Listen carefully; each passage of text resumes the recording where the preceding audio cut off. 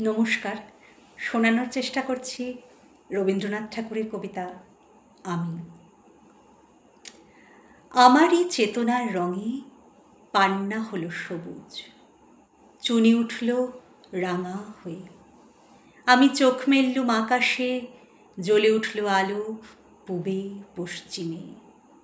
গোলাপের দিকে চেয়ে বললুম, সুন্দর সুন্দর হলো সে।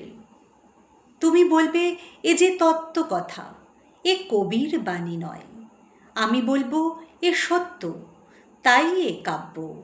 এ আমার অহংকার, অহংকার সমস্ত মানুষের হয়ে। মানুষের অহংকার পটেই বিশ্বকর্মার বিশ্বশিল্প। তত্ত্বজ্ঞানী জপ করছেন নিঃশ্বাসে প্রশ্বাসে, না না না। না পান্না, না চুনি, না আলো, না গোলাপ, না আমি, না তুমি। ওদিকে অসীম যিনি, তিনি স্বয়ং করেছেন সাধনা মানুষের সীমানায়, তাকেই বলে আমি। সেই আমির গহনে আলো আঁধারের ঘটল সঙ্গম। দেখা দিল রূপ, জেগে উঠল রস, না কখন ফুটে উঠে হলো হাঁ, মায়ায় মন্ত্রে রেখায় রঙে, সুখে দুঃখে। একে বলো না তত্ত্ব।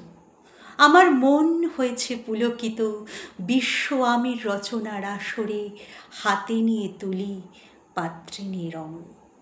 পণ্ডিত বলছেন বুড়ো চন্দ্রটা নিষ্ঠুর চতুর হাসি তার, মৃত্যুদূতের মতো গুঁড়ি মেরে আসছে সে পৃথিবীর পাঁজরের কাছে।